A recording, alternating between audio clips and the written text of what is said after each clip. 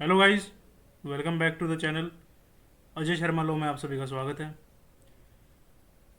तो industrial dispute जो है 1947, इसका सेक्शन 3, 4 मैं पहली वीडियो में जो है कवर करवा चुका हूँ।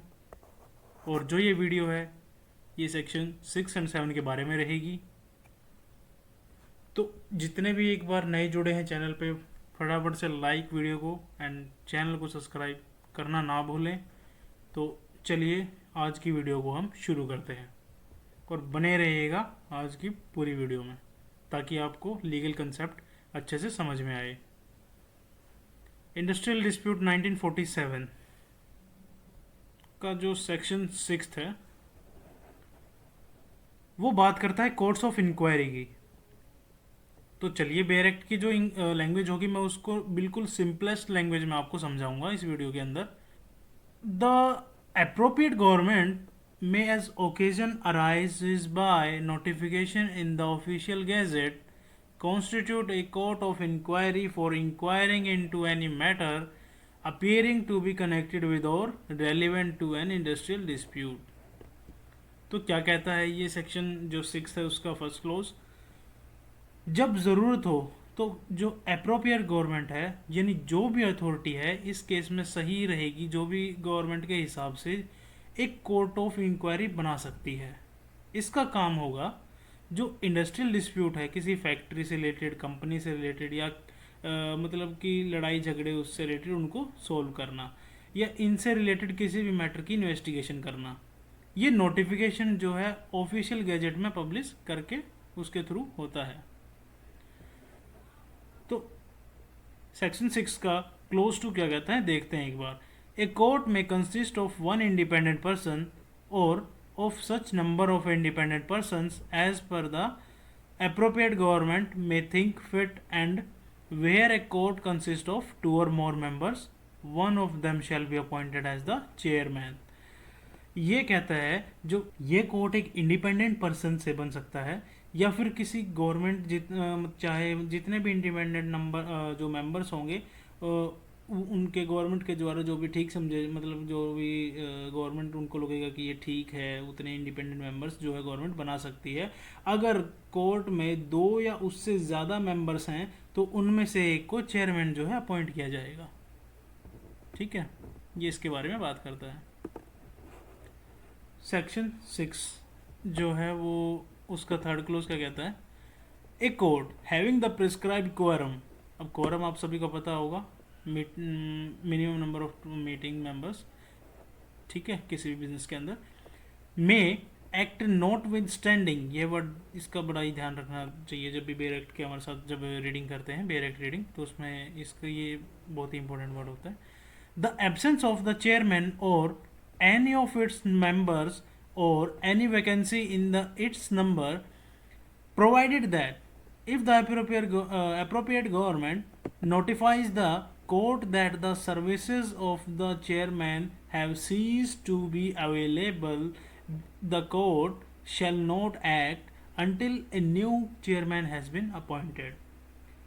ये बात करता है बेसिकली अगर कोरम यानी जो minimum number of requirements of members हैं वो पूरे हो रहे हैं तो कोर्ट अपना काम कंटिन्यू कर सकता है, चाहे चेयरमैन या कोई जो मेंबर एब्सेंट हो या किसी पोजीशन में वैकेंट हो। लेकिन अगर गवर्नमेंट जो है नोटिफाई कर दे कि चेयरमैन की सर्विसेज अब अवेलेबल नहीं है, तो जब तक नया चेयरमैन जो है अपॉइंटमेंट नहीं होता तो कोर्ट अपना काम नहीं करेगा। ये इसके लिए जो है बात करता है। अब देख लेते हैं सेक्शन 7 के बारे में। Section 7 of the industrial dispute act 1947 जो है वो बात करता है हमारा लेबर कोर्ट्स के बारे में। द अप्रोप्रिएट गवर्नमेंट में by notification in the official gazette constitute one और more labour courts for adjudication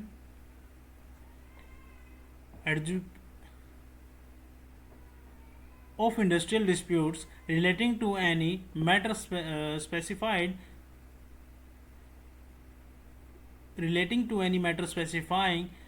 in the second schedule and for the performing such other functions as may be assigned to them under this act। अब जो second schedule है वो किसके बारे में बात करते हैं, किन कौन कौन सी चीज़ें हैं, जैसे कि सेकंड शेड्यूल में लिखा गया है कि वर्कर और जो एम्प्लॉयर उसके जो भी कंपनी का जो डिस्प्यूट है भाई, जो एम्प्लॉयर है उनको पेमेंट एंड वेजेस ढंग से मिल रहे हैं या नहीं मिल रहे हैं, या काम ठीक से हो रहा है कि नहीं, ये सब जो इन्वेस्टिगेशन का जो काम है उसके अंदर ये सब लिखा गया है सेकंड शेड्यूल के अंदर। अब जो है लेबर कोड, अब जो सेक्शन 7 का जो क्लोज 1 है वो ये बेसिकली बात करता है, जब ज़रूरत हो तो अप्रोप्रिएट जो गवर्नमेंट है, जो भी अथॉरिटी यहाँ सही है, मतलब जो भी गवर्नमेंट जो डिसाइड करेगी ना, तो ऑफिशियल गैजेट में नोटिफिकेशन करके एक या एक से ज़्यादा जो है लेबर कोड्स बना सकती है। इनका जो काम रहेगा ना, बेसिकली वो काम रहेगा इंडस्ट्रियल डिस्प्यूट, किसी फैक्ट्री या वर्कर के काम के, मतलब उसके जगह के झगड़े उनको सॉल्व करना बेसिकली इनका काम रहता है, जैसे जो कि सेकंड शेड्यूल में मैंने आपको बताया उसमें बताए गए हैं। और जो भी कोई और काम रहेगा, जैसे जो इस एक्ट के अंडर इन्होंने दिया गया है, मतलब कि इसके एक्ट के अंदर जो भी दिया गया है जो सारा बेसिकली यही सब इनका काम रहेगा। अब देख लेते हैं 2 क्या बात करता है। A labour court shall consist of 1 person only to be appointed by the appropriate government. Labour court में जो होगा सिर्फ एक ही पर्सन होता है जिसे अप्रोप्रिएट गवर्नमेंट अपॉइंट करती है, ये इसके बारे में बताता है। अब ये सेक्शन 7 का जो थर्ड क्लोज है वो क्या कहता है, a person shall not be qualify for the appointment as the presiding officer of a labour court unless. अब क्वालिफिकेशंस की जो है ये बात कर लेते हैं हम इनकी। जो पर्सन लेबर कोर्ट का जो प्रिसाइडिंग ऑफिसर बनेगा उसके लिए क्वालिफिकेशन यहाँ दी गई है इसके अंदर। ए ही इज़ और हैज़ बीन ए जज ऑफ ए हाई कोर्ट, और ये जो ए है वो बात करता है वो हाई कोर्ट का जज हो या कभी रहा हो, ठीक है। और बी क्या बात करता है, he has for a period of not less than 3 years been a district जज और एन एडिशनल डिस्ट्रिक्ट जज। अब ये जो बात करता है कम से कम 3 साल तक डिस्ट्रिक्ट जो है वो जज रहे हो या एडिशनल डिस्ट्रिक्ट जज रहा हो, या ये जो बी हमारा बात कर लेता है। अब जो है डी क्या कहता है, he has held any judicial office in India for not less then 7 years। मतलब कि इंडिया में कम से कम 7 साल तक कोई जुडिशियल ऑफिस जो है संभाला हो, या फिर अब जो है बात कर लेते हैं ई में जो लिखा गया है, he has been the presiding officer of a labour code constitute under any provisional act और state act for not less than 5 years। मतलब कि कम से कम 5 साल तक लेबर कोड का प्रिसाइडिंग ऑफिसर रहा हो जो किसी प्रोविजनल एक्ट या स्टेट एक्ट के अंडर में बनी हो।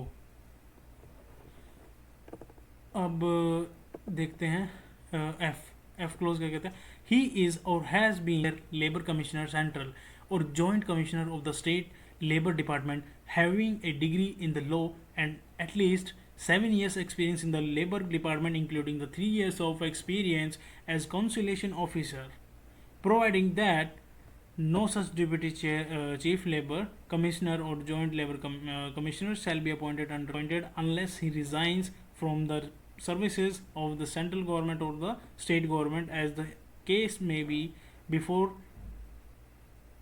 being appointed as the presiding officer.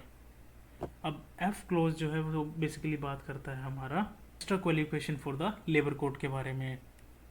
अब अगर कोई person deputy chair labour commissioner central या joint commissioner of the state labour department रहा हो तो उसके पास लॉ की डिग्री हो और कम से कम 7 साल का एक्सपीरियंस हो लेबर डिपार्टमेंट में, जिसमें से उसको 3 साल का एक्सपीरियंस कॉन्सिलेशन जो ऑफिसर के रूप में किया हो, और जो लेकिन वो ये सब जो है वो तभी अपॉइंट होगा जब अपॉइंटमेंट से पहले वो अपनी सेंट्रल या स्टेट गवर्नमेंट की जॉब रिज़ाइन करे। ये इसके अंदर बात की गई है एफ के अंदर। अब जो है जी में क्या, he is an officer of Indian legal services in grade ILI with the 3 years of experience in the grade. अब ये बात करता है अगर कोई इंडियन लीगल सर्विसेज का जो है ऑफिशियल हो ग्रेड 3rd में और उस ग्रेड में कम से कम 3 साल का एक्सपीरियंस हो। Thank you guys. अगर आप सभी को वीडियो पसंद आया हो, वीडियो को लाइक शेयर एंड कमेंट ज़रूर करें। अगर आपको जो है इस की जो पूरी प्लेलिस्ट है वो मैं आपके साथ कवर करूँगा, तो आशा है आपको वीडियो पसंद आया होगा। तो एक थम्स अप, एक like and share and comment अपने दोस्तों के लिए जो भी लॉ स्टूडेंट हैं या कंपटीशन की जो है तैयारी कर रहे हैं, तो हमारे चैनल को सब्सक्राइब ज़रूर करें। Be motivated, and follow us. Okay, bye bye guys. Don't forget to like, share, and subscribe. I wish you all the best. Keep watching. Okay, bye bye. See you in the next video.